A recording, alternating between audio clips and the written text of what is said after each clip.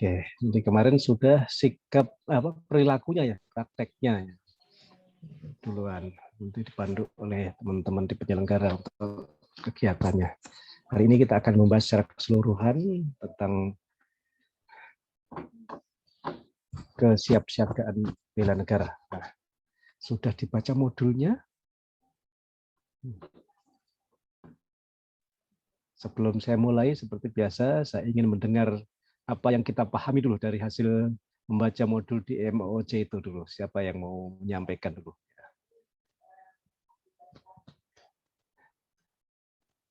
Sudah sempat baca, toh? Atau belum sempat baca? Harusnya sudah dibaca duluan. Ya. Oke, baru satu yang siap untuk menyampaikan. Oke, 2, 3. Oke, baik. Yang pertama, Adi dulu, silakan. Nah, 3 ada dulu. Saya batasi 3 dulu sekarang. Mohon izin menjawab, Pak. Silakan. Ya. Yang saya pelajari terkait sikap bela negara, Pak, kesiapsiagaan bela negara. Kesiapsiagaan. Mulai dari modul dengan penyampaian dari Pak Arhan kemarin. Yang saya tangkap ada beberapa hal terkait dengan PBB, dengan etika dan etiket, Pak.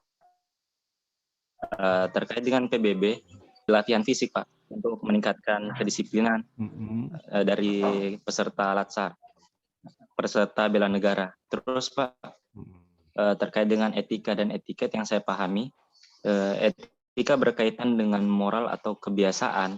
Salah satu contohnya misalnya membuang sampah pada tempatnya.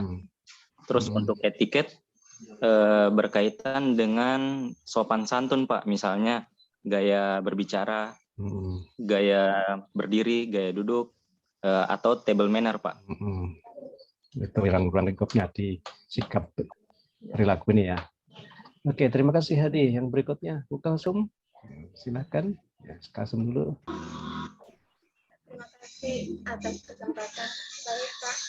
Mohon izin menjawab. Ya, menurut saya, suatu keadaan siap-siaga, kesiapan bela negara itu suatu keadaan siap-siaga yang dimiliki oleh seseorang secara fisik, mental, maupun sosial dalam menghadapi situasi kerja yang beragam yang dilakukan berdasarkan kebulatan sikap dan tekad secara ikhlas dan sadar, disertai kerelaan berkorban sepenuh jiwa raga dilandasi oleh kecintaan kita terhadap NKRI, Negara Kesatuan Republik Indonesia, berdasarkan Pancasila dan Undang-Undang Dasar 1945, di mana kita sebagai warga turut menjaga, memelihara, dan menjamin kelangsungan hidup berbangsa dan bernegara. Ya, cukup Pak, itu yang bisa saya paparkan. Oke, terima kasih Bu Kalsum. Ya. Selanjutnya silakan Bu Dokter. Satu lagi, saya pengen dengar.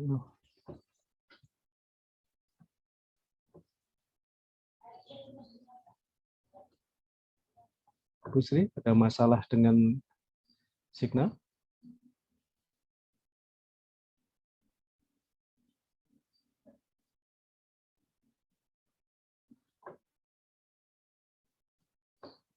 Oke. Baik, ada yang lain lagi mau menambahkan?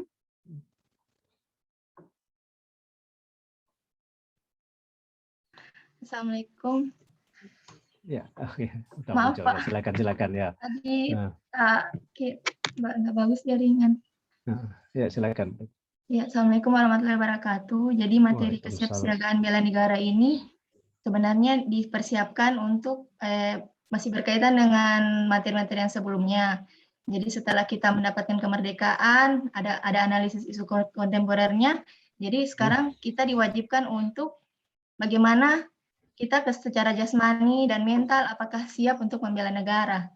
Jadi adapun tadi dari kesehatan jasmani dan mental itu, kesehatan jasmani itu kita bisa lakukan dengan beberapa trik seperti lari. Kalau untuk perempuan itu 5 kali putaran, kurang lebih standarnya ya, standarnya ya, itu. Standarnya. Terus kemudian bisa sit up, pull up, kemudian bisa berenang.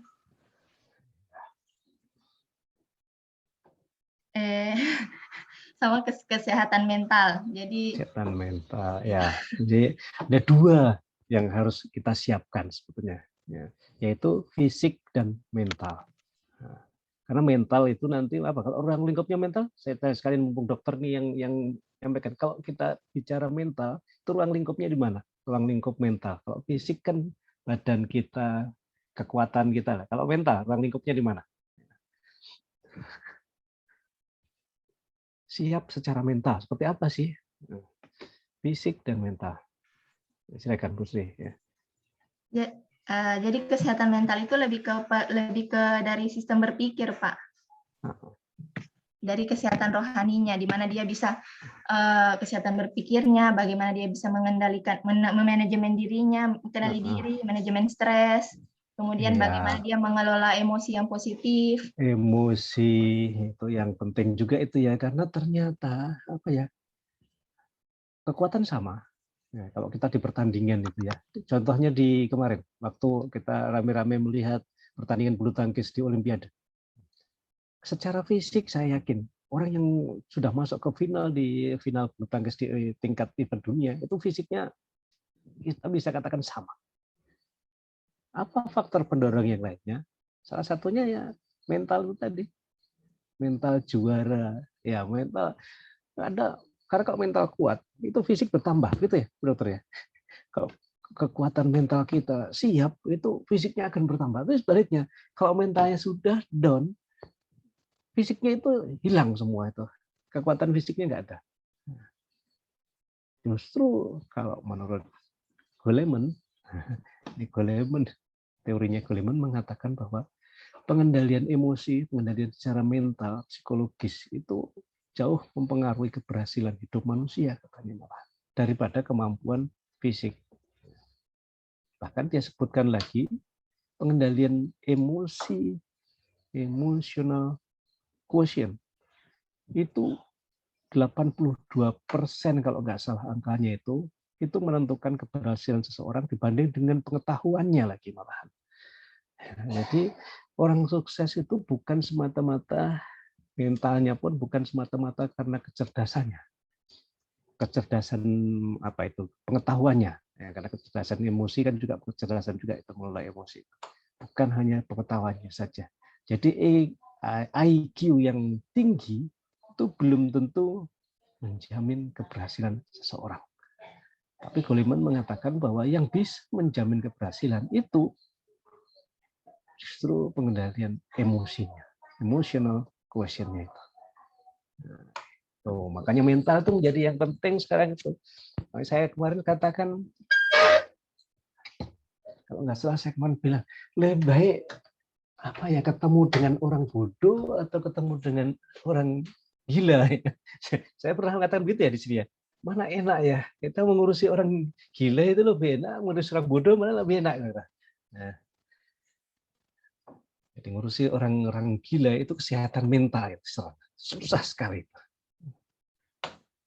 Nah, bangsa kita sekarang, kalau materi yang ketiga ini kita membahas setelah kemerdekaan, betul. Jadi yang kemarin-kemarin itu sejarah, di materi pertama itu masih bicara sejarah. Kita begitu setelah merdeka, apa yang harus kita kerjakan? Yaitu mempertahankan, sekali lagi, mempertahankan eksistensi bangsa. Dan meningkatkan lagi, bukan cuma mempertahankan. Yang kita pertahankan adalah kemerdekaannya, kemudian kita tingkatkan eksistensi bangsa kita. Kesejahteraan. Karena tujuan nasional kemarin, apa semua? Masih ingat? Nah, tujuan daripada Indonesia merdeka tertuang di mana? Alinea keempat. Undang-Undang Dasar. Alinea keempat. Untuk mewujudkan itu semua, makanya dibutuhkan ini fisik dan mental. Jadi nggak ada ceritanya orang bisa menghasilkan produk terbaik, menghasilkan produk yang bagus, kalau dia tidak punya kemampuan fisik dan mental. mental tadi berada pada yang tidak kelihatan, cara berpikir, pengetahuannya, kemudian cara pandang dia juga itu bagian daripada sisi mental. Itu yang kita tekankan kaitannya dengan kita kalau akan melakukan tindakan bela negara. Jadi orang yang tidak sehat pasti yang dia pikirkan bukan bagaimana dia berbuat, bagaimana dia menghasilkan sesuatu, tapi yang dia pikirkan pasti bagaimana dia sehat dulu. Pernah kan kita merasakan kita lagi tidak sehat, terus tugas kantor pekerjaan pasti di sementara diabaikan. Tunggu dulu, apa nggak enak badanku? Pernah nggak merasakan seperti itu? Yang prioritas pertama pasti Anda ngurus kesehatan dulu, bukan mengurus pekerjaan. Kenapa? Karena kalau kita sudah tidak sehat, maka pekerjaan kita tidak akan menghasilkan, tidak akan bisa bekerja secara maksimal. Hasilnya juga tidak akan lebih baik. Yaitu pentingnya. Kaitannya dengan kesehatan fisik, ya kemarin sudah banyak dibahas rasa untuk fisik. Bagaimana standar-standarnya. Nah itu nanti yang di materi ini, salah satunya nanti kita akan membuat rencana-rencana tindak lanjut untuk bagaimana menjaga kesehatan fisik dan mental ini. Ya. Salah satunya ini nanti saya akan tugaskan kepada kita untuk secara individu nanti menyusun apa yang akan dilakukan ya selama sampai dengan pembelajaran sajalah. Jadi ada 2 lingkup nanti yang bisa kita terapkan kaitannya dengan tindak lanjut daripada bela negara ini. Bisa nanti yang terkait dengan isu yang kita angkat dengan tugas, bisa yang terkait dengan kegiatan yang rutin. Kalau dengan tugas berarti akan berhubungan dengan lingkungan kantor tempat kita bekerja. Tapi kalau rutin bisa saja keluar dari itu di rumah misalnya. Karena untuk bisa sehat itu kan tidak harus nunggu di kantor. Bahkan diawali di rumah. Apa kegiatan rutin kita? Apalagi sekarang masanya ini nomor 1 sekarang itu jaga kesehatan. Dengan situasi yang sekarang seperti ini, sepertinya kalau dengar orang sakit itu saya sudah terbayang, wah gampang sekali, rentan sekali dia pasti terinfeksi. Itu di pikiran saya. Makanya nomor 1 yang kita harus jaga ya, gimana supaya kita tidak sakit sementara ini. Meskipun orang sehat pun masih bisa juga terinfeksi. Tapi pengalaman dari beberapa data, contohnya orang yang sehat seperti sekelas pemain bola Ronaldo itu kan katanya juga sudah terinfeksi virus, tapi kan tidak sampai lama karena kesehatannya sehingga dia bisa cepat pulih. Nah, beberapa atlet seperti pemain tenis juga pernah saya dengar berita dia terpapar COVID di awal-awal, tapi juga dengan cepat. Itu bukti bahwa kalau fisiknya bagus, maka dia akan kuat untuk menahan semua gangguan. Bukan hanya gangguan daripada gangguan-gangguan, tapi termasuk gangguan dari penyakit yang menyerang dirinya sendiri itu tadi. Itu pentingnya bagaimana kita menjaga kesehatan. Karena saya berprinsip bahwa tidak ada orang bekerja yang baik. Nggak ada orang yang bekerja secara maksimal kalau fisiknya tidak sehat. Nah, untuk bisa bekerja dengan arah yang baik itu, maka harus didukung dengan mental yang bagus. Karena arahnya kemana, cara berpikir dia, semangat dia, itu ada di mental. Nah, meskipun itu tadi ya, jadi kedua-duanya itu tidak bisa dipisahkan. Mental dulu atau fisik dulu tidak, tapi kedua-duanya. Tidak hanya dengan mental saja, karena meskipun tadi Goleman teorinya mengatakan bahwa mental itu yang paling tinggi pengaruhnya terhadap kinerja seseorang, tapi tidak bisa juga saya rasa kita hanya dengan mental yang bagus, kalau fisik kita nggak bagus, kita akan tidak bisa melakukan aktivitas. Einstein lagi mengatakan bahwa orang yang cerdas itu adalah orang yang bisa menghasilkan karya. Jadi cerdas itu bukan karena ide-idenya, tapi cerdas itu adalah karena hasil karyanya. Itu lagi teorinya Einstein yang saya selalu kutip itu, bahwa kita mau dikatakan orang pintar, itu bukan hanya memikirkan, hanya berpikir saja. Hanya ngomong saja, tapi apa sih Anda bisa lakukan? Apa yang Anda bisa wujudkan dari hasil Anda berpikir itu? Seorang dosen dikatakan dosen yang hebat, indikatornya misalnya selain mengajar bagus, dia juga bisa membuat buku, melakukan penelitian yang banyak. Misalnya, itu baru ilmuwan yang bagus dia. Dia bisa menuangkan ilmu yang dia miliki ke dalam sebuah tulisan yang bisa digunakan atau dijadikan referensi bagi orang yang lainnya lagi. Nah, untuk bisa mewujudkan, untuk bisa melakukan penelitian, itu ilmunya banyak, mentalnya bagus, karena pengetahuannya banyak, tapi bagaimana dia melakukan penelitian? Tidak mungkin dia hanya duduk di tempat saja. Dia pasti melakukan aktivitas fisik untuk mendukung itu semua. Jadi adik-adik sekarang mari kita jaga itu kedua-duanya. Apa yang harus kita sempurnakan kaitannya dengan menjaga kesehatan fisik dan mental tadi. Nah, sekarang kalau bela negara itu sendiri, apa yang dimaksud dengan bela negara? Yang kalau tadi kan nilai kesiapsiagaan bela negara materinya seperti itu. Sekarang kalau kita fokus kepada tentang bela negara, apa yang Anda pahami dengan bela negara? Kira-kira apa? Silakan, ayo. Ada yang resen 2. Oke, satu lagi, saya minta. Oke, 2 dulu kalau gitu. 2 orang, silakan, Mas Linda. Bela negara, yang Anda pahami menurut Anda yang selakukan namanya bela negara itu, silakan. Ya, mohon izin menjawab, Pak. Yang saya pahami tentang bela negara itu adalah sikap dan perilaku warga negara yang secara ikhlas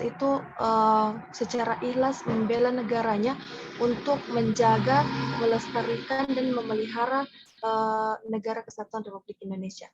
Itu, Pak. Apa yang Anda bisa lakukan kira-kira? Kalau bisa contohnya. Contohnya bela negara, misalnya menepis hoax, Pak. Kalau misalnya sekarang kan banyak hoax yang terjadi, jadi salah satu contohnya itu menepis hoax yang berkaitan dengan negara. Bagaimana Anda bisa melakukannya, menepisnya itu? Ya, mencari bukti yang pasti begitu, Pak. Kemudian mencari bukti yang pasti dan juga men-share bukti-bukti itu, Pak, sehingga hoax-hoaxnya bisa tertepiskan. Oke, baik, terima kasih. Ini lagi rame-rame hoax. Orang enak saja di grup-grup itu, begitu dapat berita yang nggak tahu kebenarannya seperti apa, dia langsung share. Padahal belum tentu benar. Kalau saya, motif saya, pikiran saya, ini orang jangan-jangan supaya ingin dianggap sebagai pahlawan, orang yang tahu nomor 1, share duluan, padahal belum tentu yang di-share itu benar. Kita harus periksa dulu kebenarannya. Di Kominfo kalau tidak salah ada kan itu ya, kolom untuk mengecek hoax itu ya. Nah, di websitenya Kominfo, silakan Anda buka di situ, kalau itu ada berita terbaru, masuk ke sana. Saya lupa saya catat itu. Kita kalau mau masuk ke sana, mau ini hoax atau bukan? Ternyata ada di situ itu data-datanya itu, bahwa cepat sekali Kominfo itu. Nah, paling tidak kita bisa menyampaikan kembali. Jadi kita tidak, kalau kita membantah, oh jangan itu, kita bikin ribut. Jadi kalau saya, pengalaman pribadi saya, kalau ada di grup ada orang yang meng-share dan ternyata yang di-share itu hoax, yang saya lakukan, saya tidak mengatakan itu hoax.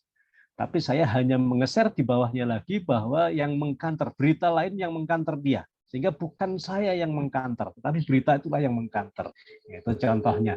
Karena nanti kalau kita yang mengatakan, oh hoax itu, bisa berdebat dengan teman kita dalam grup itu, bisa ribut. Nah, untuk menghindari itu saya tidak melakukannya. Kalau saya sudah punya bukti, saya cukup dengan saya share kembali di Kominfo itu yang mengatakan bahwa berita itu hoax. Jadi bukan saya yang mengatakan hoax, tapi Kominfo itu tadi yang mengatakan. Contoh sederhana seperti itu. Kalau kita akan mengantar hoax.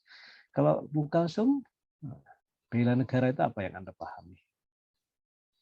Ya, terima kasih Pak. Mohon menjawab. Ya, kalau menurut pengertian saya, bela negara itu seperti terdapat pada diri kita sendiri, seperti menjaga baik-baik, memelihara, merawat negara Republik Indonesia, menolong serta melepaskan dari bahaya. Contoh kesehariannya seperti merawat dalam cinta tanah air bela negara, yaitu kita memelihara lingkungan kita, jangan sampai membuang sampah di sembarang tempat mengakibatkan kebanjiran. Oke, itu tindakan-tindakannya, contohnya seperti itu. Jadi bela negara itu pada prinsipnya adalah sikap, perilaku, dan niat kita untuk bagaimana menjaga keutuhan wilayah, kedaulatan, dan keselamatan bangsa. Nah, itu yang prinsip sebenarnya di situ. Nah, jadi bagaimana cara kita, perilaku kita seperti apa, termasuk sikap kita. Ada orang membuang sampah sembarangan, bukan kita yang membuang. Apa yang Anda lakukan? Kalau Anda diam, itu menurut saya termasuk Anda tidak mempunyai nilai bela negara. Karena berarti membiarkan. Bukan hanya kita yang melakukannya, tetapi bagaimana mengajak lingkungan kita untuk berperilaku yang baik. Kaitannya dengan bagaimana menjaga wilayah kita. Tadi Bu Kalsum mengatakan saya akan membuang sampah pada tempatnya. Nah, sekarang bagaimana, itu betul, itu bagian daripada penerapan perilaku. Bagaimana kalau yang membuang itu orang lain? Apa yang harus kita lakukan? Ingat ada di video kayaknya lagi viral beberapa bulan yang lalu, ada warga Indonesia, warga pribumi yang membuang sampah di tempat wisata berapa tahun yang lalu, berarti ini karena kan sudah lama sekali itu, yang cuma terulang kembali. Nah, kemudian ada seorang wisatawan di tempat itu, dia memungutnya dan memasukkannya di tempat sampah. Sementara orang pribumi yang ada masih ada di situ dia. Itu contoh apa maksud dia itu seperti itu. Mungkin dia mesti dia melakukannya sendiri untuk menjaga lingkungan yang baik di tempat wisata. Nah, tapi dia tidak pernah memberitahu, tidak pernah mengajak orang lain yang membuang tadi. Nah, seharusnya kalau kita harusnya kita mengajak, tunjukkan bagaimana yang benar. Bukan dia melakukan kegiatan yang salah, kemudian dia ada orang lain yang berbuat salah, kemudian dia tutupi dengan kebenaran diri dia. Bukan. Tapi bagaimana tindak lanjutnya? Apakah orang yang berbuat salah tadi kita harus beritahu dia bagaimana sebaiknya? Pernah ada saya punya pengalaman di suatu tempat umum, ada orang yang merokok. Pada tempat itu mestinya nggak ada tulisannya sih, dilarang merokoknya nggak ada. Orang mungkin berpendapat bahwa kalau tidak ada tulisan dilarang merokok, maka dia boleh merokok. Ini sekarang soalnya merokok ini sudah sesuatu yang kalau menurut saya kayak bagian dari apa? Etika apa itu? Bagi orang yang suka merokok, dia akan enak aja dia merokok. Dia selalu berpandangan bahwa kalau tidak dilarang itu artinya boleh. Karena memang hukum kan begitu. Kalau orang hukum itu melihatnya kan gitu. Hukum itu kalau tidak ada kata larangan itu artinya boleh. Nah, jadi dia melakukan pendekatan wawasan hukum kayaknya orang itu di suatu tempat umum karena tidak ada tulisan dilarang merokok, kemudian dia merokok di situ. Tapi rupanya tempat itu meskipun nggak ada tulisan merokok, seperti sudah ada aturan yang tidak tertulis bahwa namanya tempat umum itu tidak boleh orang merokok sembarangan. Nah, karena di sudut, di tempat yang di bagian ujung itu disediakan smoking area. Jadi tidak dilarang di tempat itu, tapi disiapkan smoking area. Kemudian dengan bijaknya orang itu mengatakan kepada orang yang merokok, mohon maaf, lebih bagus tempat yang merokok, Bapak merokok ada di sudut sana. Kalau dikatakan melarang tidak, bagaimana dia memberitahu? Karena disempatkan. Jadi kalau kata istilahnya dilarang itu, ya itu tadi. Orang kemudian kalau tidak dilarang itu artinya boleh. Tapi sangat bagus tempat yang saya kunjungi, tapi bukan di sini tempatnya, di Surabaya, itu tempat umum yang tidak ada kata dilarang, tetapi disiapkan smoking area. Tapi orang dengan sadar bahwa kalau mau merokok pasti di tempat sana. Kalau ada satu yang salah, tapi ada orang yang dengan bijak sekali dia memberitahunya. Nah, itu bagian daripada bagaimana kepedulian dia, peduli dengan lingkungannya. Sikap seperti itulah yang nanti akan kita bangun ke depan, kaitannya dengan bagaimana mengisi kemerdekaan kita. Karena apa?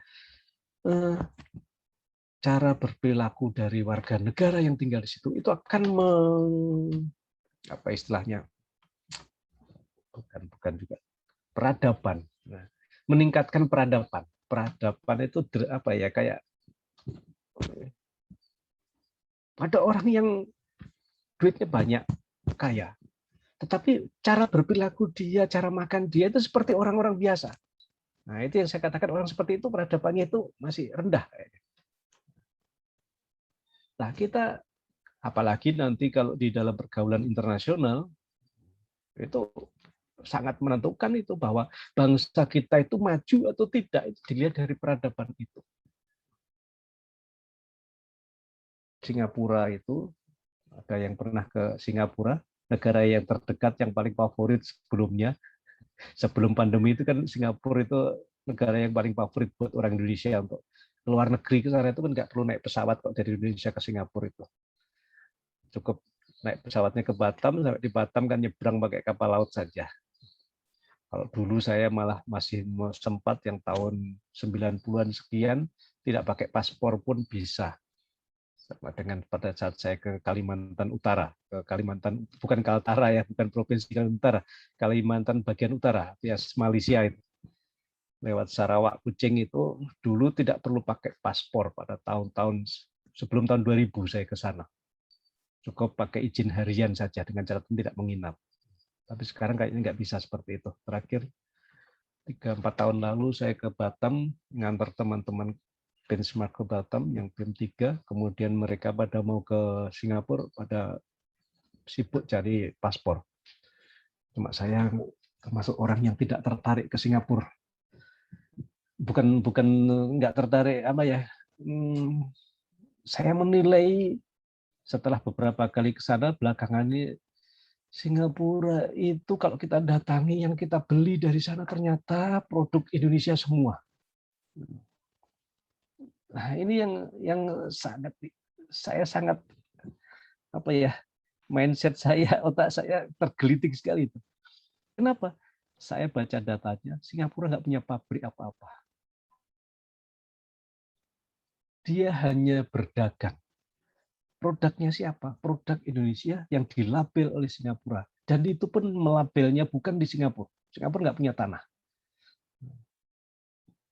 Tetapi dilabelnya di Bekasi, di Bandung, di Gresik, dilabel di situ. Kirim dengan kontainer, dijual di sana. Termasuk souvenir-souvenir ringan itu buatan orang Bandung, orang Bali semua itu. Nah, kita yang beli, kita bawa ke Indonesia lagi. Nah, saya muncul nasionalisme saya pada saat saya ke sana itu. Yang seperti itu. Sehingga belakangan, sudah bukan beberapa tahun terakhir, saya kalau mengantar ke teman-teman ke Batam, peserta ke Batam biasanya, itu identik kalau sudah benchmark atau studi banding ke Batam, itu sebenarnya bukan studi banding tujuannya. Tujuannya mau nyebrang ke sana. Sehingga saya setengah hati saya kalau disuruh mendampingi teman-teman pelatihan kemudian studi banding ke Batam. Dan ternyata setelah saya baca datanya, itu Singapura nggak punya pabrik, pabriknya di Indonesia semua. Nah, makanya Singapura itu sangat tergantung dengan Indonesia. Dia menjaga hubungan ekonomi yang bagus dengan Indonesia karena kepentingan dia secara ekonomis banyak sekali. Dan yang ke sana itu bukan orang biasa, pasti orang yang lebih semua. Karena kalau orang biasa kan belum mampu untuk ke luar negeri. Orang yang lebih. Nah, karena orang yang lebih kekayaannya, maka kalau belanja nggak ukur-ukur dia pasti. Berapa devisa kita secara total per tahun, belanjanya orang Indonesia yang masuk ke Singapura setiap tahun seperti itu. Yang dibeli bukan barang Singapura, barang Indonesia yang dipasarkan oleh orang Singapura. Ini termasuk salah satu sikap kita bagaimana menghadapi negara sebelah yang seperti itu. Kalau kita punya nasionalisme, mestinya silahkan Anda ke sana, tapi jangan beli apa-apa di sana. Belinya di Batam saja. Karena sama itu. Batam itu masuk Indonesia soalnya. Sama barangnya. Barang yang ada di Batam, coklat di Batam juga ada, coklat di Singapura ada. Kita tahu Singapura nggak punya coklat. Nggak punya pohon coklat. Pohon kakao. Kok punya pohonnya? Untuk tinggal saja nggak ada dia. Orang tidur pas susun-susun di sana. Tidak ada rumah lantai 1. Rumah lantainya pasti lantai 3 minimal ke atas. Gedungnya bertingkat-tingkat. Jadi orang tidur pas susun-susun. Kalau lagi mau dia tanam-tanam. Dan hebatnya lagi, orang pertanian penggemar anggrek. Anggrek Singapura lebih terkenal daripada anggrek Indonesia. Ini wujud daripada nasionalisme yang luar biasa orang Singapura, bagaimana dia mempertahankan eksistensi bangsanya. Barang dari Thailand dibawa ke Singapura, dilabel di Thailand tapi dijual di Singapura. Yang beli juga sebagian orang di luar Singapura lagi.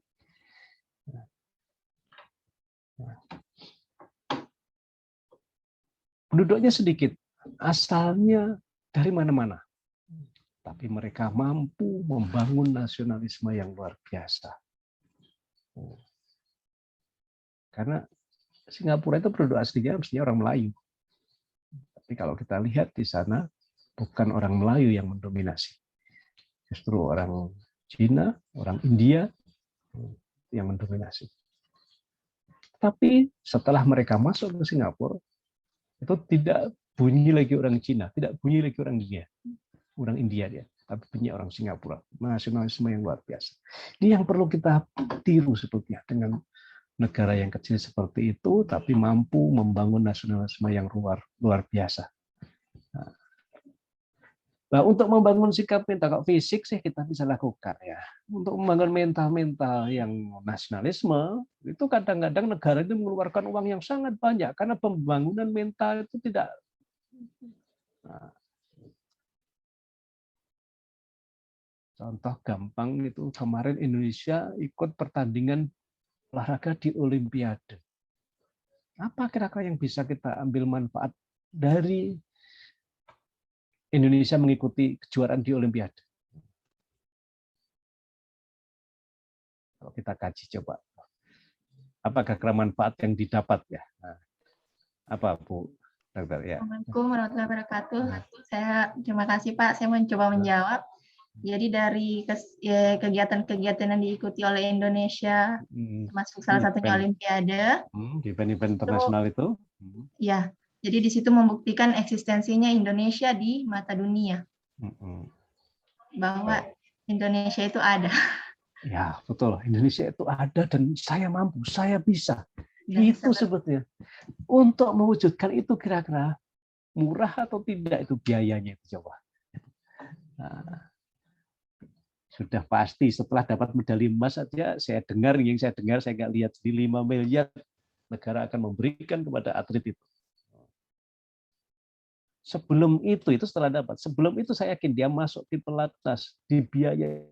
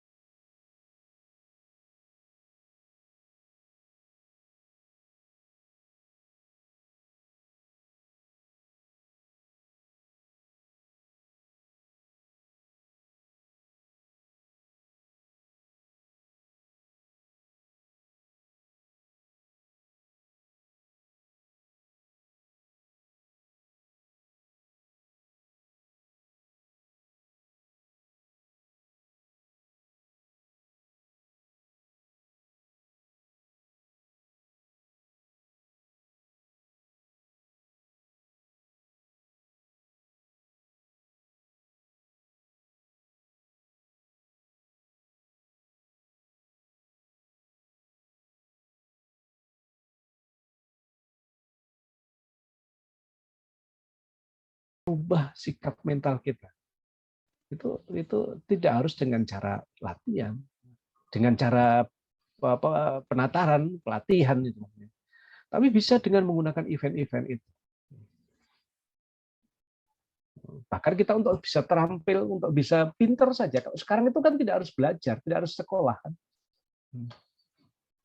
Saya yakin ini hanya salah satu alat saja, salah satu cara untuk mencapai kita baik. Tapi ada cara lain sekarang, banyak sekali cara. Bahkan salah satu menteri kita, Susi Pujiastuti, itu bisa pintar bukan karena sekolah. Ya, karena kita tahu sekolahnya dia sampai SMP ya katanya ya, SMA kemudian drop out ya. Tapi dia pintar, bahasa Inggris bagus, bahasa Jerman bagus, bahkan dia bisa bawa helikopter, bisa bawa pesawat, bisa jadi pilot ya. Bukan karena sekolahnya. Ya, sehingga itulah yang dibutuhkan. Jadi kalau dikatakan kita mau menjadi orang yang kuat, menjadi orang yang hebat, itu bukan semata-mata karena pengetahuannya saja. Karena sikap mental ini banyak sekali yang mempengaruhi di situ. Semangat itu termasuk. Jadi kalau toh biarpun kita kuat tetapi nggak semangat, belum tentu kita akan mencapai kesuksesan yang dibutuhkan. Bahkan nanti kalau pantang menyerah apa? Ya, pantang menyerah istilahnya. Punya tekad kalau kita kuat menghadapi tantangan. Jadi kalau gagal kemudian ada orang yang gagal kemudian ngelokro, orang Jawa bilang loyo gitu loh. Nah, tapi ada orang yang gagal semakin tambah kuat dia, tambah bersemangat dia. Yang belakangan itu pun juga dikembangkan lagi, ada menjadi satu kecerdasan lagi namanya. Itu adversity ya, kalau nggak salah itu adversity quotient itu. Kecerdasan seorang yang bagaimana dia tahan dan segera bangkit setelah dia gagal. Jadi gagal itu bagi dia bukan bencana, tapi gagal itu justru motivasi. Belakangan saya suka menonton YouTube-nya orang-orang sukses. Orang-orang sukses di Indonesia yang saya tonton. Kalau orang luar negeri saya nggak ngerti bahasa Inggrisnya, saya terlalu berat untuk mendengarkan native speaker soalnya. Kalau yang ngomong bahasa Inggris orang Indonesia saya masih mending saya tahu. Tapi kalau begitu sudah native speaker, nggak ngejar saya. Terlalu cepat dia bicaranya. Salah satunya kunci sukses bagi dia adalah beberapa sih. Dedek Orsid, Dedek itu, kemudian si Juragan 99 yang saya suka sekali dengan mungkin sekarang kan lagi gayanya. Saya malas nonton televisi terus terang karena televisi sekarang isinya kurang terlalu menarik. Tapi saya lebih suka nonton YouTube-nya anak muda yang sukses itu sekarang. Nah, mungkin saya siap-siap untuk pensiun sudah, jadi saya ingin bagaimana ya membangun motivasi buat generasi saya, anak-anak saya. Saya nggak bisa memberi apa-apa, saya berikan wawasan itu. Ternyata kunci sukses mereka itu di situ.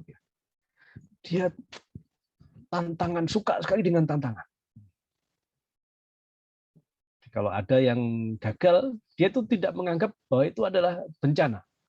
Gagal itu kemudian membuat dia semakin semangat untuk menemukan cara baru. Kenapa saya gagal? Itu yang saya dapat.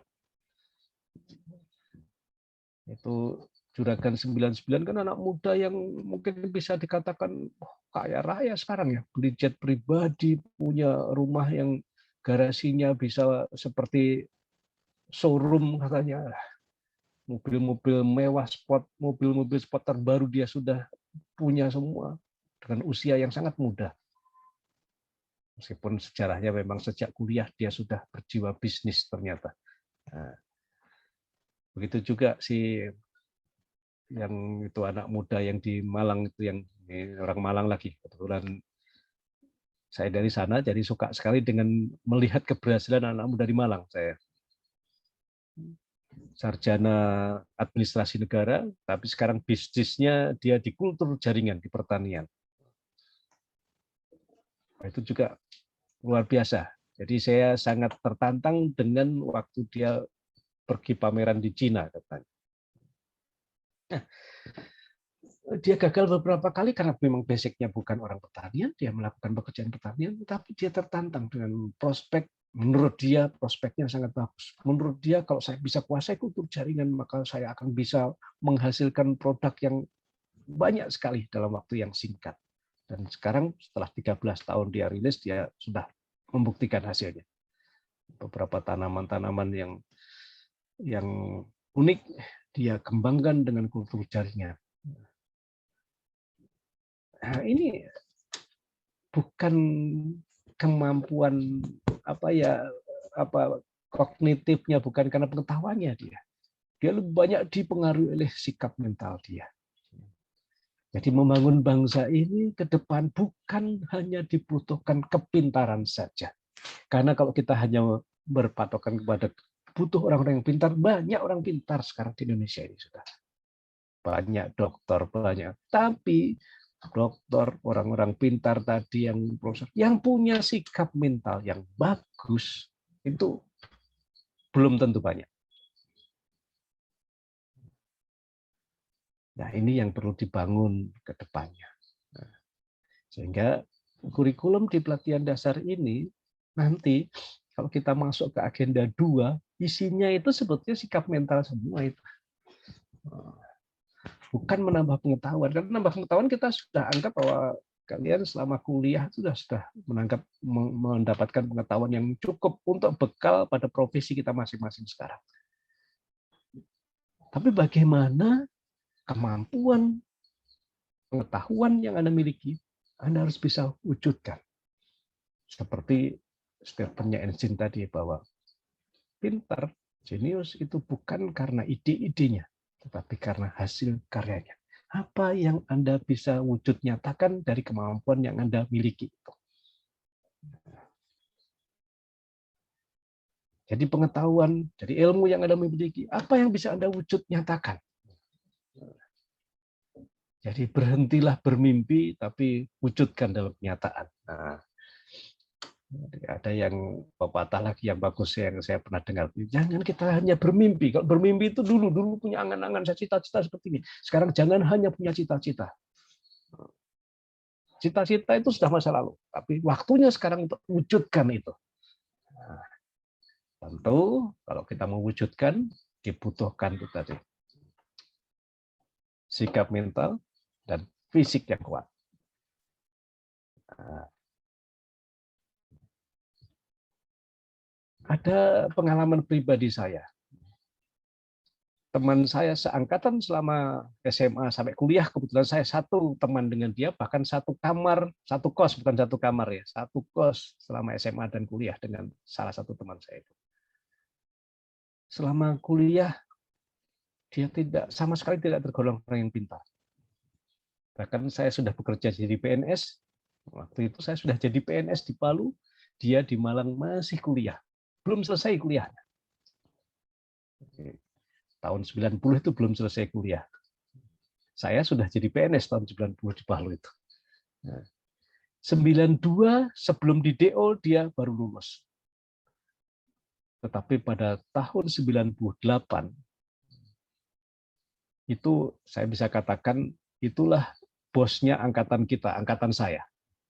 Dan sampai sekarang kalau ada event-event apa kita satu angkatan kumpul, itu kalau ada dia itu tidak perlu kita keluarkan biaya lagi. Jadi kalau dari sisi materi dialah orang yang terkaya di angkatan saya. Tapi waktu kuliah tidak ada satupun teman seangkatan yang mengatakan bahwa orang itu pintar. Tapi kalau orang itu paling bodoh, ya hampir semua mengatakan dia. Karena tidak pernah yang namanya ujian itu kemudian namanya muncul sebagai lulus yang pertama. Kan kalau zaman dulu saya kuliah itu, kalau ujian itu ada nama pertama lulus, ada sekian orang. Kemudian lagi namanya ujian ulang. Diberi kesempatan 3 kali zaman saya kuliah. Saya masih kuliah program lama. Kedua lagi, ujian lagi, muncul lagi. Ketiga lagi nanti, muncul lagi. Kalau tidak, maka dia akan numpuk dia, nggak lulus dia. Semester berikutnya, semester belakang dia harus ngulangi lagi. Nah, temanku itu tadi termasuk yang itu dia ternyata. tetapi dia punya kelebihan yang menurut saya, dia anak gaul, dia akrab sekali dengan orang, gampang sekali akrab dengan orang, temannya di mana-mana banyak. Dan ternyata pada tahun 95 dia direkrut oleh PT Sampurna, pabrik rokok yang tugasnya dia hanya disuruh menjual rokok. Tapi lama-lama terakhir ternyata karena kemampuan dia, humanisnya dia bagus, kenalannya banyak, dia manfaatkan, dan ternyata dia terakhir bagi direktur pemasaran di PT Sampurna. Namanya direktur pemasaran di PT Sampurna, perusahaan yang sangat besar seperti itu. Apa yang kurang sekarang dia? Bahkan dia keluar tahun 2018, ya, belum waktunya pensiun, dia keluar. Dia sudah, menurut dia, untuk apa saya bekerja lagi, anaknya cuma satu. Jadi kalau saya bekerja, saya nggak menikmati masa tua. Dia keluar, bahkan Atri Distribusindo, PT Atri Distribusindo yang memasarkan Marlboro, itu dia mau tarik lagi, dia tolak semua. Dia memilih sekarang pekerjaannya cuma naik sepeda ke sana kemari. Nah, itu orang, menurut saya itu orang-orang yang itu sisi lainnya saya nggak tahu dia. Jadi bukan karena kepintarannya. Mungkin cerita saya itu akan ada di teman saudara juga. Yang waktu sekolah, teman sekolah, nggak terlalu pintar. Tetapi kalau diukur dari keberhasilan dari sisi materi dan dari apa, itu lebih bagus daripada kita yang mungkin ada yang seperti itu juga. Nah, ini yang kalau saya hubungkan dengan teorinya Johari, John and Harry, Johari Window, itu ada sisi gelap, sisi terang, sisi gelap. Nah, silakan nanti dibuka. Ada yang sudah pernah kenal dengan teorinya Johari belum? John and Harry. Johari itu John and Harry. Bahwa manusia itu ada dua sisi. Saya tahu, saya tidak tahu. Saya tahu, dan sisi lain saya tidak tahu. Begitu juga Anda punya dua sisi. Anda tahu dan Anda tidak tahu. Jadi pada saat saya tahu dan Anda juga tahu tentang saya, maka apa harus dilakukannya? Tapi ada yang saya tidak tahu, orang juga tidak tahu. Jadi pada saat potensi saya tidak tahu dan orang tidak tahu itu potensi itu ternyata tersembunyi, itulah keberhasilan orang yang akhirnya muncul yang namanya seolah-olah seperti nasib jadinya. Nah, jadi sepertinya nasib. Sebetulnya bukan nasib. Ya Tuhan sudah menggariskan yang kita nggak tahu itu karena kuasa Tuhan, tapi kita nggak tahu sebenarnya potensi itu. Ternyata ada di balik kesuksesan itu. Oke, ya. Baik, itu kalau kita bahas tentang bagaimana pentingnya sikap mental itu dalam membangun keberhasilan. Keberhasilan kita termasuk keberhasilan daripada bangsa kita. Kenapa? Karena kita penyusun, salah satu penyusun daripada bangsa. Nah, karena bagaimana negara mau dikatakan maju, bukan hanya pemerintahannya saja, tetapi unsurnya adalah 3 kemarinnya. Nah, apa kemarin unsur negara, terbentuknya negara? Masih ingat? Nah, apa? Ayo, Bu Dokter dulu. Ya. Assalamualaikum warahmatullahi wabarakatuh. Terima kasih Pak Sigit. Saya mencoba menjawab. Jadi unsur terbentuknya negara itu yang pertama penduduk, kemudian pemerintahan, serta wilayah yang berdaulat. Wilayah. Nah, jadi nanti kalau kita kan ada rakyat ya. Kalau dikatakan bahwa negara itu maju, ya jangan hanya pemerintahnya toh. Tiga-tiganya tadi. Income per kapita, ya, jadi apa ya, indikator negara yang maju apa? Income PDB dengan apa namanya income per kapita itu, Pak? Siapa yang tahu, masih ingat teori ilmu ekonomi pembangunan? Kita pernah diajari itu enggak? Waktu kuliah dulu saya rasa dasar-dasar ekonomi semua kayaknya pernah, kuliah di apapun pasti diajari namanya dasar ilmu ekonomi kayaknya itu. Cuma biasanya kalau kita sudah fokus di teknik, kemudian ekonominya dihilangkan. Kita fokus di dokter, kemudian ilmu-ilmu MKDU kalau nggak salah itu, mata kuliah dasar umum itu, semua ada itu. Nah, itu ada namanya GNP, PDB, yang income per kapita itu apa ya, singkatannya apa? Itu sebenarnya unsurnya itu. Nah, GNP Gross National Product itu produksi total suatu negara, kemudian produk PAD, pendapatan negara, itu semua termasuk pendapatan per kapita, itu indikator kemajuan bangsa soalnya. Nah,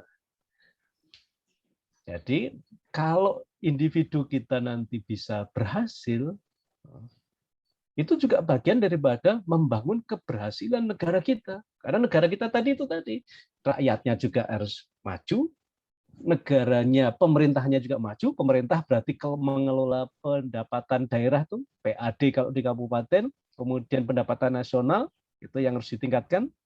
Nah, itu urusannya pemerintahan. Dan jangan lupa bahwa dalam kita meningkatkan pendapatan per kapita maupun pendapatan negara, jangan sampai ngerusak lingkungan hidup kita, tempat kita. Jadi itu kan kemajuan negara itu kan dihitung dari tadi pendapatan nasional, pendapatan negara dengan pendapatan per kapita, hitungannya seperti itu. Jadi dikatakan negara yang maju itu kalau pendapatan per kapitanya juga tinggi, ya pendapatan negaranya juga tinggi. Coba silahkan dicari itu berapa pendapatan per kapita Indonesia sekarang itu. Rata-rata itu ya, rata-rata nasional, rata-rata itu pendapatan per kapita kita masih rendah sekali. Kalau di daerah ukurannya bisa dilihat dari yang namanya UMR sekarang apa istilahnya? UMK. Nah, yang dulu diistilahkan UMR, upah regional. Jadi standar upah yang di kabupaten tertentu itu.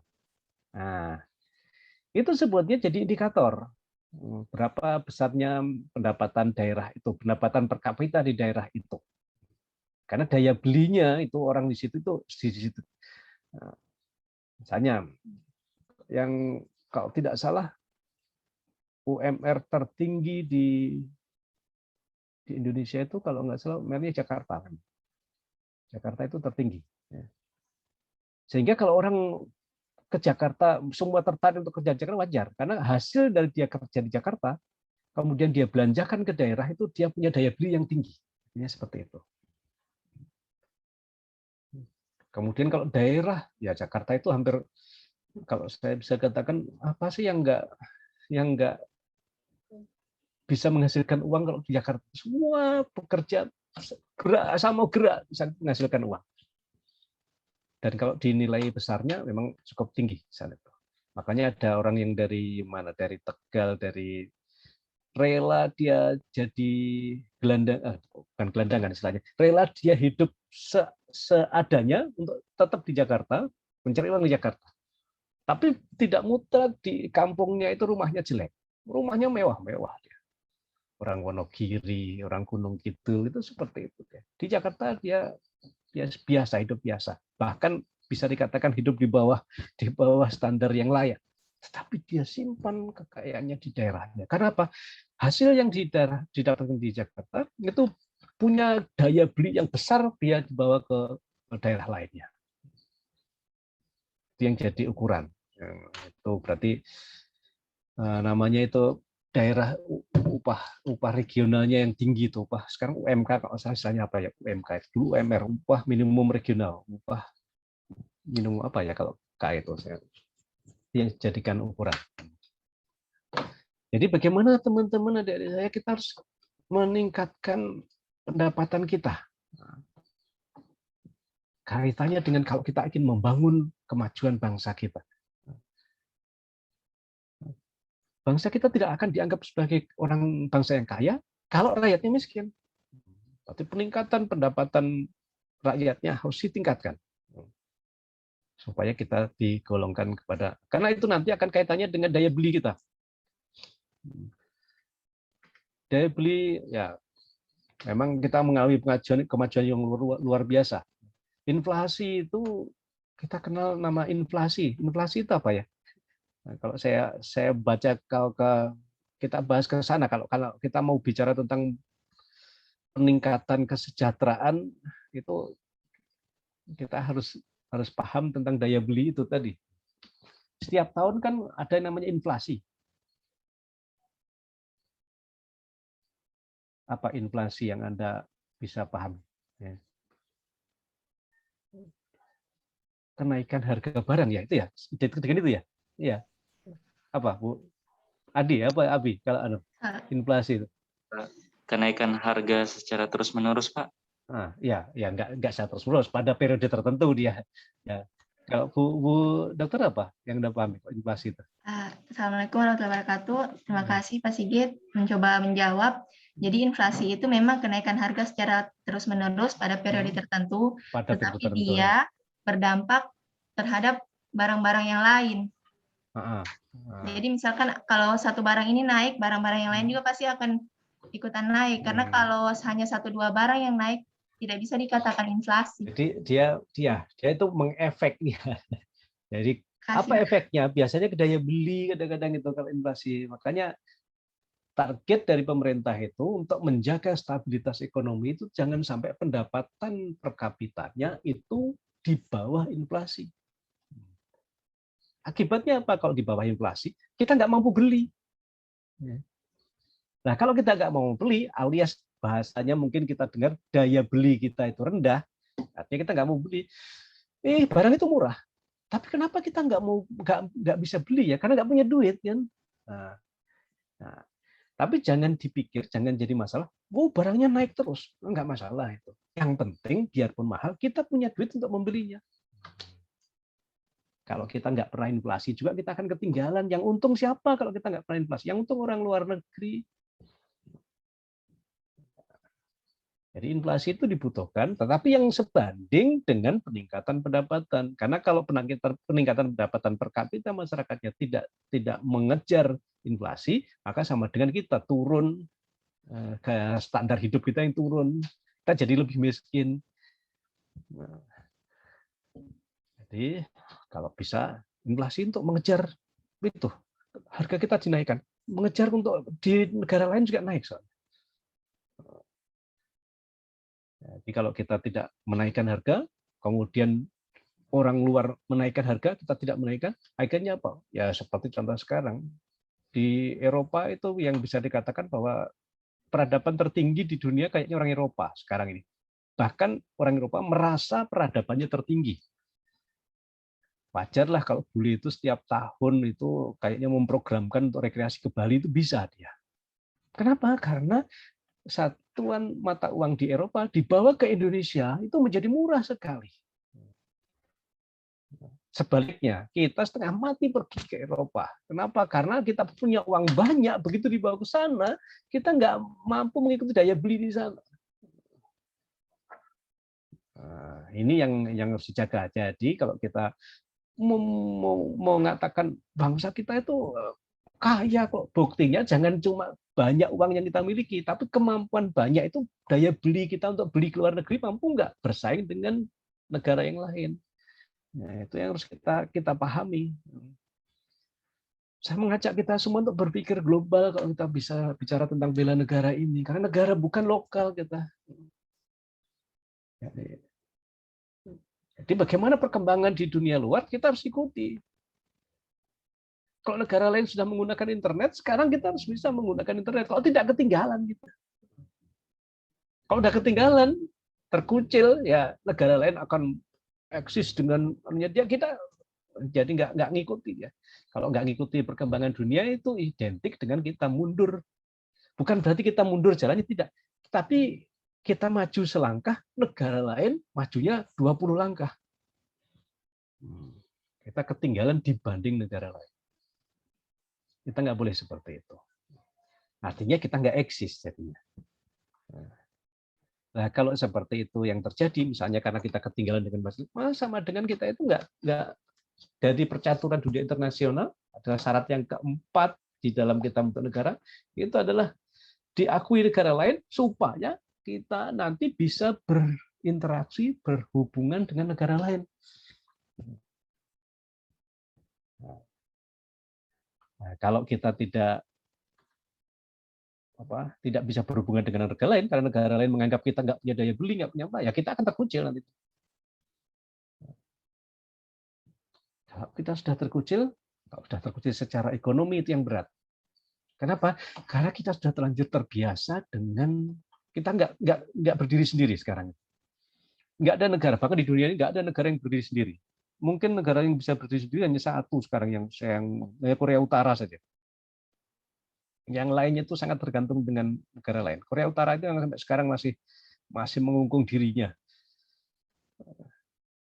Cina yang dulunya termasuk istilahnya tirai bambu, sekarang membuka diri. Dia berhubungan dengan negara-negara, bahkan Amerika sekarang menjadi mitra dagangnya, yang Amerika kelabakan secara ekonomi.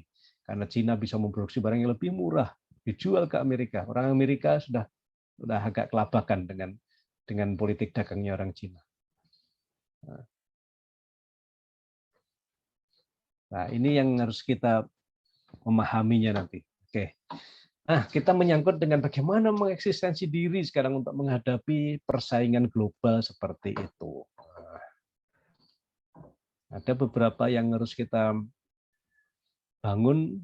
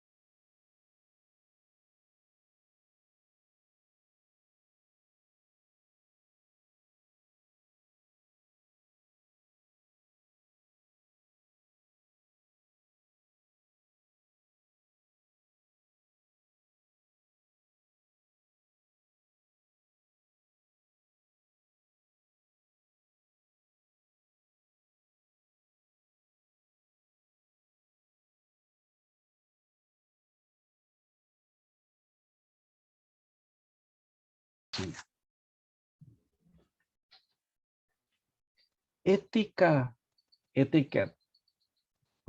itu pun bagian daripada mengelola kecerdasan emosi sebetulnya. Contoh, Anda mau bicara dengan orang tua. Apa yang harusnya Anda lakukan? Atau nada seperti apa yang harus Anda lakukan pada saat bicara dengan orang tua? Biasanya kalau kita kamu dengan orang tua, nadanya seperti apa? Nada rendah, nada tinggi. Nah, mungkin banyak yang dikatakan beretika, mungkin nada rendah yang dipakai ya. Pada umumnya seperti itu. Tetapi pada saat itu Anda berhadapan dengan orang tua yang menurut Anda salah. Menurut umum salah, bukan menurut kita saja. Kita harus membenarkan pendapat orang tua yang menurut kita kurang pendapat. Kalau saya beri kasus seperti itu, kita akan berbicara dengan orang tua kita yang secara umum orang tua kita itu salah. Apakah kita menurut? Dari segi pengetahuan yang kita miliki bahwa itu adalah salah. Tapi kita dituntut mengendalikan emosi pada saat mau kita berbicara dengan orang tua kita yang salah secara. Nah, kalau kita gabungkan antara ya, siapa yang punya pendapat, silahkan ungkapkan pendapat Anda.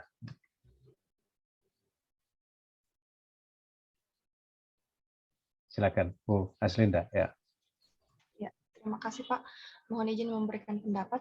Menurut saya, ketika dihadapi dengan situasi yang seperti itu, disitulah kita harus bagaimana cara kita secara cerdas secara cerdas mengemosional salah. Itu caranya tidak dengan membentak, tapi memberitahunya secara baik-baik, kemudian memberikan bukti bahwa apa yang dia ketahui itu sebenarnya salah. Memberikan pemahaman yang baik kepada dia. Memberi pemahaman yang baik dengan bagaimana ya kira-kira contoh. Saya berikan cara yang lebih operasional. Yang lain ada cara yang lain? Ada yang pendapat yang lain? Silakan Bu Dokter tadi saya lihat. Nah, ada yang mau disampaikan? Ada yang berbeda? Assalamualaikum warahmatullahi wabarakatuh. Terima kasih Pak mau mencoba menjawab. Mungkin sebagian besar sudah seperti dengan Ibu Haslinda yang Ibu Haslinda sampaikan. Tetapi mungkin yang perlu ditambahkan, kita coba untuk menerima dulu keyakinannya apa yang diyakini oleh orang tuanya kita. Terus setelah itu kita coba berikan pengetahuan yang terbaru. Kita berikan bukti, contohnya bukti atau penelitian-penelitian terbaru tentang fakta bahwa memang seperti itu dulunya. Tetapi yang penelitian yang terbaru dia seperti maksudnya yang terjadi bukan seperti yang dipahami oleh orang tua kita. Mungkin seperti itu, Pak. Oke. Baik, makasih. Ada lagi? Silakan Bu Rahmi. Gimana? Ada pendapat lagi kalau menghadapi yang berbeda? Pak. Ya, silakan. Kalau menurut saya, yang pertama pastinya tidak mendebat atau terkesan menggurui orang tua. Lalu kemudian seperti yang dikatakan Dr. Sri, lebih sebagai anak mendengar dulu, lalu kemudian baru merespon dengan pembahasan yang positif, yang memberikan sudut pandang yang berbeda dari mereka begitu. Ya. Itu saja Pak. Oke, baik, terima kasih. Nah, sekarang kalau saya berhadapan, yang tadi yang salah, yang berbeda pendapat yang salah tadi, itu bukan orang tua kita, tetapi teman kita. Ya, ini teman kita, kebetulan ini anggaplah ini 8 orang teman kita. Bu Rahmi dengan Bu Sri berbeda pendapat. Itu salah Anda itu. Haruskah sama dekah dengan yang kita lakukan kepada orang tua kita? Bahwa kita terima dulu, kemudian nanti baru saya carikan. Seperti itu kira-kira? Nah, ini teman sejawat. Sama nggak, Pak Rahmi? Kalau dengan teman sejawat tidak, Pak. Realitanya saya lebih sering berdebat. Itu contoh nyata sebetulnya bahwa Anda sudah menggunakan kecerdasan emosi di dalam kita berkomunikasi dengan orang tua. Lebih sabar. Ya. Kalau ketemu dengan orang tua, apalagi orang tua kita, dia salah. Menurut kita yang paham tentang pengetahuan benar salah tadi bahwa itu salah. Tetapi karena orang tua, maka ya bisa jadi saat itu sudahlah orang tua ngomong diam dulu. Nah, coba seandainya tadi kita ketemu orang tua kita anggap seperti teman kita bahwa salah, mama salah, bukan begitu. Ribut kita, nggak ada penyelesaian pasti. Karena katanya orang semakin tua itu semakin dia banyak memberitahu. Jadi kalau derajat dari umur, dari paling bawah, pada anak-anak itu orang suka diberitahu. Makanya jangan heran kalau anak-anak kita ada yang sudah punya anak kecil belum, balita. Nah, sekolah, sekarang nggak sekolah ya. Biasanya dia misalkan temannya atau gurunya di sekolah sering memberitahu ini, jangan begini, jangan begini. Kemudian di rumah orang tuanya memberitahu, harus begini. Dia ada yang membantah, tidak mama, Bu Guru tadi bilangnya begini. Kalau ada yang berbeda, dia lebih suka mendengar. Jadi siapa yang sering memberitahu, maka dia dengarkan. Karena pada saat masih kecil katanya lebih suka mendengar. Jadi apa yang sering dia dengar, maka dia akan jadikan panutan bagi dia. Semakin bertambah usia, semakin ke hobi mendengarnya berkurang. Tapi semakin tua, maka berubah dia menjadi bukan pendengar, tetapi penasehat dia. Nah, makanya biasanya penasehat itu orang tua-tua yang jadi penasehat. Nah, karena memang kecenderungannya perilaku manusia setelah dia dengan bertambahnya usia, dari yang pertama tadi suka mendengar, lama-lama berkurang mendengarnya, berubah menjadi, kalau sudah semakin tinggi, menjadi penasehat, menjadi orang yang suka ngomong. Nah, Makanya kalau sudah tahu kepada kita berhadapan dengan orang tua, sifat manusia yang umurnya tua adalah suka memberi, dia suka memberi nasihat pasti dia. Dia nggak suka mendengar lagi. Nah, suka mendengar itu perilakunya anak-anak soalnya. Kalau kita ketemu dengan anak-anak, Anda harus memberi nasihat.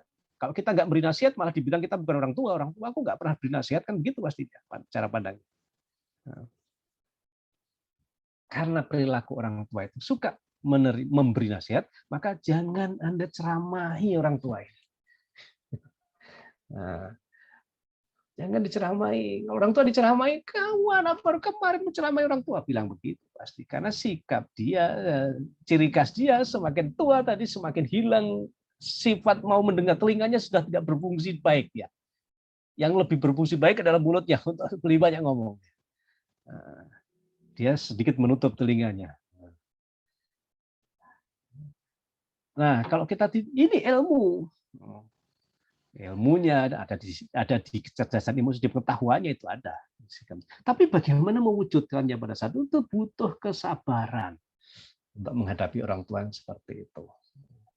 Jadi kalau kita mau sukses berhubungan dengan orang tua, maka gunakan keseimbangan antara apa yang kita ketahui secara ilmu dan bagaimana kita menggunakan emosi kita. Salah satunya sabar.